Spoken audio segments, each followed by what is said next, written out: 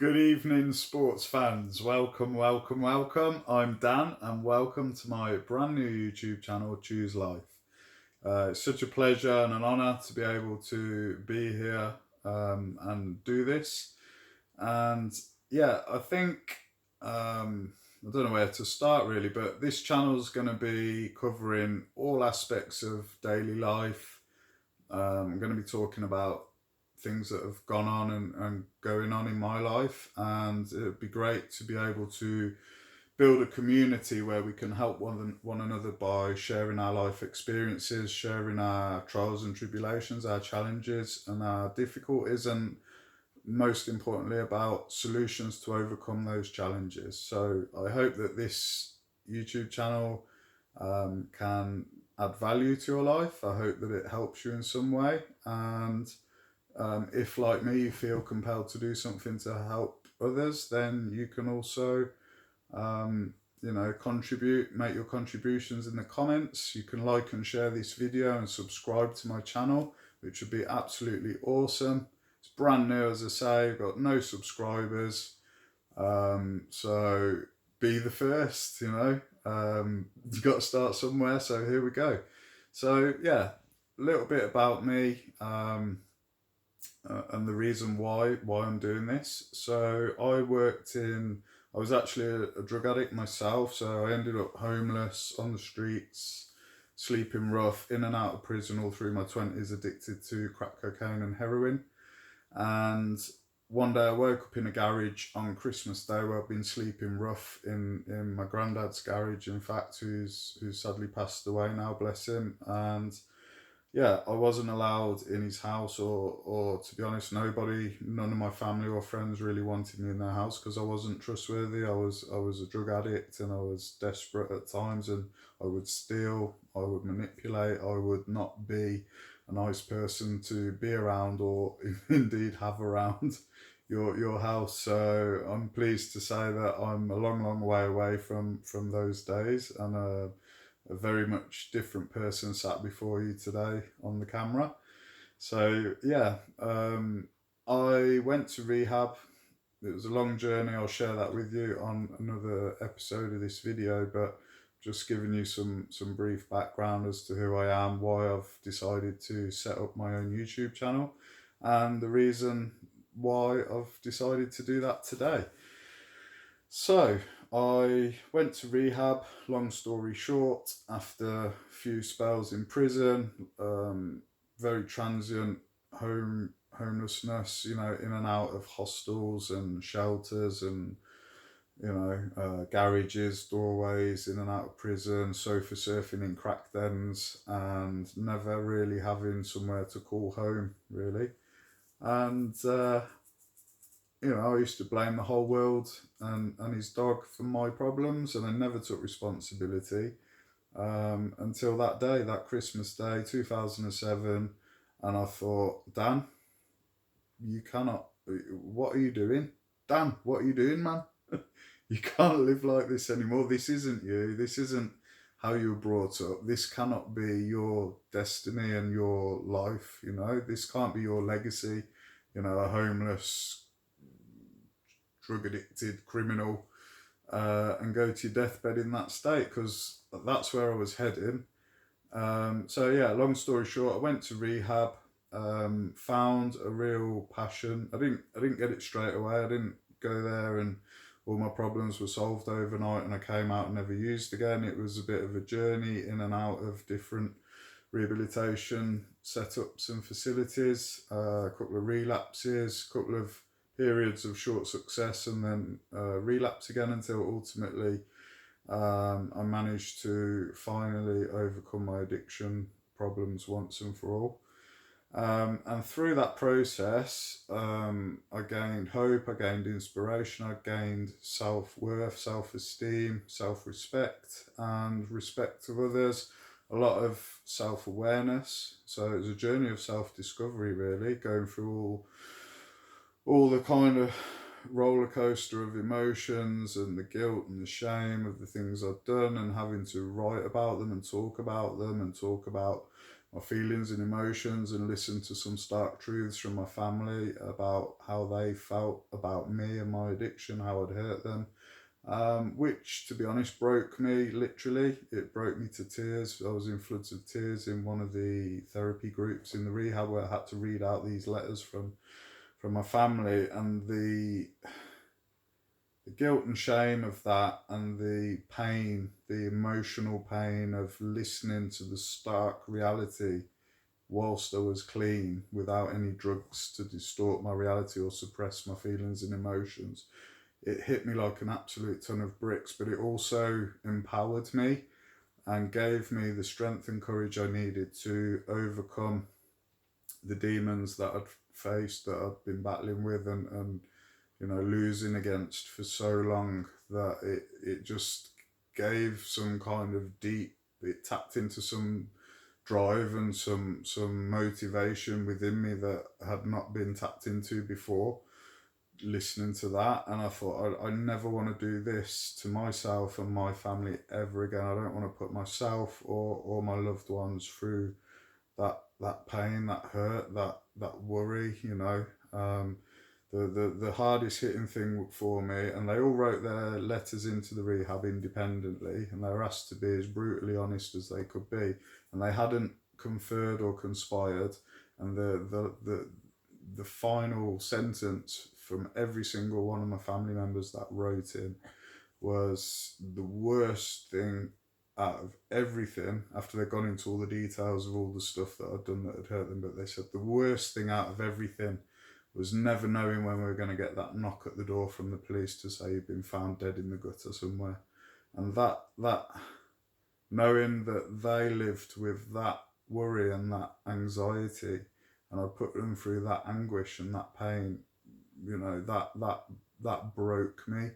But what that process did, it broke me to such a point that I was a blank sheet of paper. Like, I just had to drop everything that I'd ever known. I'd had to drop the front, the mask, the persona, the hard man image, whatever it was. I had to break down the walls of denial. The denial that, it's not that bad, it's not their problem, it's mine. And it was a rude awakening and a real wake up call to the fact that my addiction didn't just affect me, it affected everyone and anyone that I came into contact with, and most of all those nearest and dearest to me.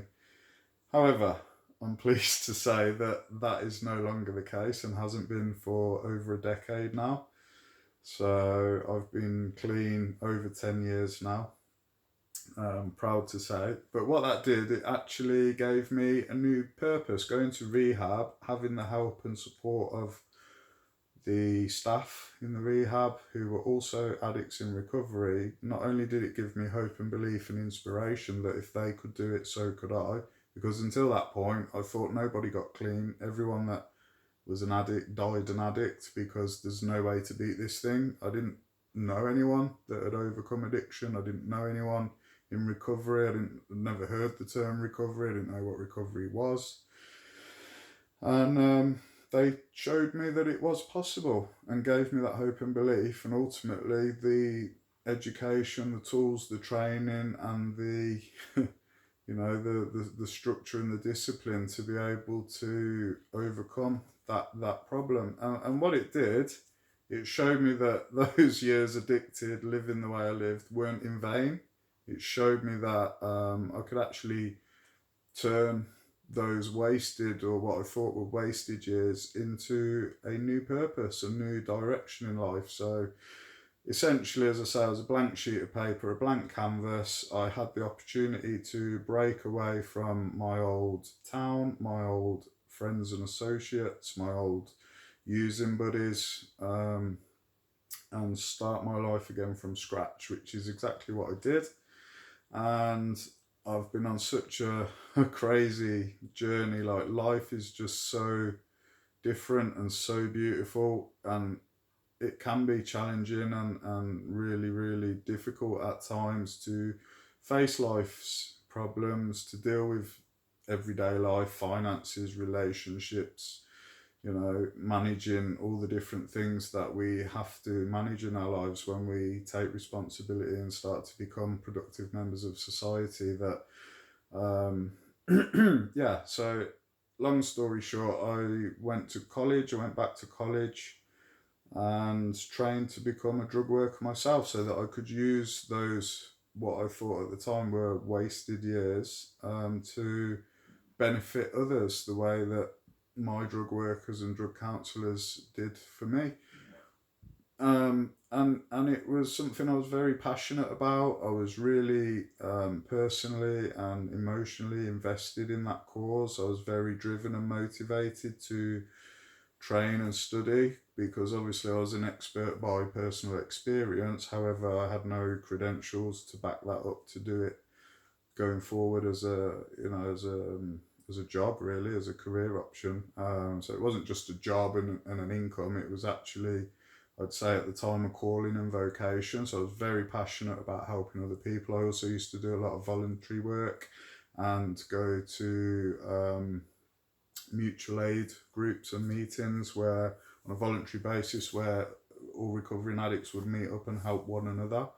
In many different ways, and we also, it also became a big part of my social life. So a lot of my social circles were built through mutual aid support groups and rehab circles. People that came across, as I say, I just completely drew a line in the sand and left my old life behind. So I had to start building friendships again from scratch. So literally, you know, that became my life, really. Recovery, not only socially in terms of friends and social networks, but also as a career path. So a lot of the people that I worked with or helped were all in addiction and recovery circles.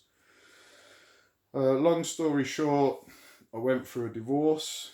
I got married in recovery, and sadly that relationship and that marriage didn't work out. So I went through a divorce. I went through a very short period of depression, although I never sought help or, you know, I went to a doctor with depression. I was never actually diagnosed with depression, but I just felt deeply sad and depressed and sorry for myself. Never picked up drink and drugs again.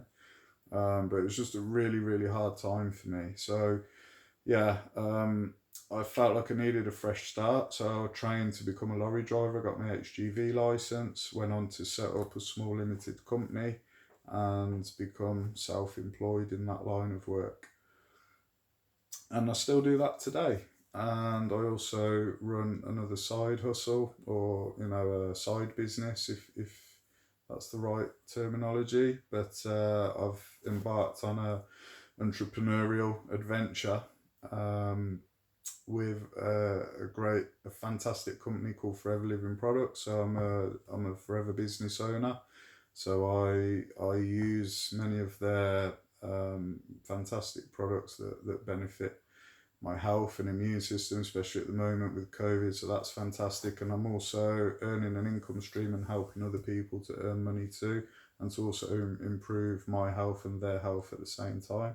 So that's absolutely fantastic. But the reason I decided to start this channel and the reason I wanted to make this video is because through my years working as a drug worker and sharing a lot of my journey even prior to becoming a drug worker, and doing a lot of the voluntary work and just sharing my journey through rehab, because I've always never broadcast as such my addiction and my history and background to everyday folk, but I know that talking about my story and my journey and my recovery actually helps and inspires other people and gives them hope and belief, as those guys did to me when I first turned up at a rehab for the first time. And yeah, so what's happened through a lot of my posts over that time, in over those years, people have followed me and seen my journey through social media platforms, you know, through my posts on Facebook, through things that I've shared.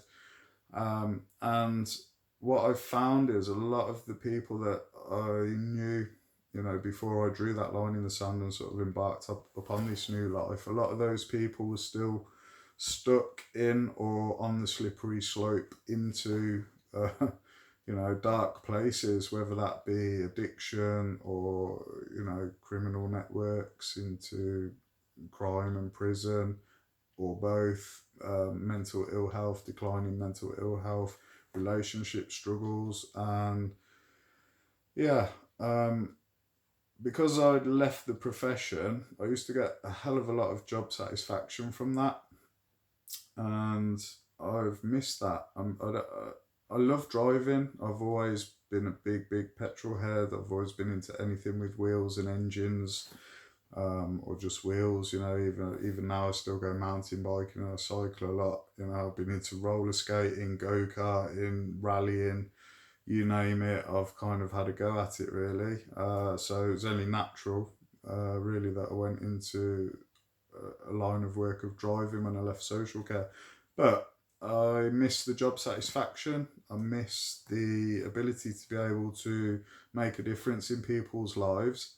And a lot of people have said to me over the years, when I tell them my journey, or they've seen my journey through my posts and stuff, that I should write a book one day. And not only will it be a fascinating read, but hopefully it will help someone. In fact, my initial early days of on the road to recovery, I read a lot of books written by addicts that had overcome their addiction, and I got so much hope and belief and inspiration from reading those books that, I am actually in the process of writing my own book. But it's a long process to write a book. Then you've got to try and get it published, and then whether or not it appeals to the end reader and a consumer market. Hopefully it will. I believe it will. But I'm right at the start of writing that book, so I wanted to do something immediately. And people from my past have reached out to me over the last couple of weeks, and they're going through all kinds of different things. So, questioning their sexuality, going through relationship breakups or divorce or depression or financial struggle, and my age group in men, the biggest cause of death for men in my age group is suicide. And one thing I learnt through recovery is that men are so proud and egotistical. Like, we don't want to show, when I say we don't want to show weakness, what I really say is men seem to have this natural inability to talk about their feelings and emotions, or express how they feel, or really go deep into their emotional kind of, makeup, really, and talk about that to another man or woman. And that's quite telling in the fact that suicide is the biggest cause of death of men in my age group, because men, not that they can't or won't, sorry about that, not that they can't or won't, but we just really find it unnatural and a struggle to express ourselves, I think, to talk openly and honestly about our feelings and emotions. And the main reason I want to do this YouTube channel, and I'm going to stick with it. I'm going to cover loads of topics. It's not just going to be about recovery and substance misuse and rehabs and things like that. I want to talk about all kinds of stuff, exciting stuff, business opportunities, finance, diet, recipes, holidays, traveling, destinations, maybe do some reviews, some interaction and stuff like that. I just hope that, well, not hope, but I know that I'm gonna continue with this. I'm hopefully gonna get some likers and some subscribers. So please smash that subscribe button and like this video if it was of benefit to you. But also build up a little community and a following where we can talk about and debate different topics, different subjects, share our struggles and our challenges, and help one another through this social media platform on my YouTube channel. So yeah, I've had people reach out to me, and because I'm not in that line of work anymore, I don't have that opportunity to impart my knowledge and wisdom and experiences on other people as often and as regularly as I did when I was a drug worker. Day in, day out, I'd have a large caseload, and it would just be seeing one person after the other, after the other, after the other, and trying to help them navigate and find a solution to their own, not always just addiction, because as we know, or as I'll tell you, the addiction and the substance misuse often tends to just be a symptom of a much deeper problem. And those problems are wide and varied, depending on the individual. There's not one size fits all, unfortunately, for addiction. Otherwise there wouldn't be many addicts out there, because the vast majority of people that are addicted don't actually want to be addicted or be an addict. And it's often misunderstood addiction. It's criminalized. It's people are judged as weak or stupid, or people think that we actually chose to put a needle in our arm, or I suppose in one way of looking at it, yeah, you can or you can't, but if you don't, there's it's that obsession and compulsion, the psychological and the physical aspect of addiction, as well as the other aspect, which is the spiritual aspect of it. All of them, in their own right, but also combined, are just such a powerful force to resist. Often the addict doesn't want to put that needle in their arm or put that crack pipe to their mouth, but they just can't help themselves, and I've certainly experienced that. It's a bit of a phenomenon that you can't really explain. I couldn't explain it to myself really in a way that makes sense. It's just the phenomenon that is the way it is. But there is a solution. There is a way to overcome that compulsion, that obsession and compulsion. But it does require, not just willpower, but it requires willingness. It requires willingness. It requires perseverance, tenacity, and a desire, a strong desire to overcome not just addiction, but whatever challenge or difficulty you're facing in life. The battle is always won and lost in the mind. So yeah, that's really it. So yeah, the people that have got in touch with me are people from, pre-rehab, if I want to use that as a defining point in my life or in time, pre-rehab and post-rehab, but people from my school days, old friends, using associates, they know my journey, and they've seen that I've overcome addiction. They've read and they've heard and they've seen pictures, and not only have I just stopped using, but I've also tried to create a life that is enriched and fulfilling and satisfying and full, a full life. So hence why I've called this YouTube channel Choose Life. So a little bit of a nod to the script of Train Spotting. Everybody kind of knows that that phrase. People walk around with t-shirts on it. Everyone in recovery knows, obviously, Choose Life is a really famous phrase from the film in the 90s of Train Spotting, which, as you probably know, is all about a load of heroin addicts in Glasgow. So I thought I'd give a little nod to my past and my journey, and also a little hint of what the channel's kind of not all about, but stemming from the fact that I've had a drug addiction, a heroin addiction, and I'm in recovery. And once you put down the drugs and pick up the baton of recovery, the world is your oyster. Everything's possible. So yeah, without going on too much, thanks for listening. Please like the video, share it, and smash that subscribe button. And I shall see you in the next one soon, guys.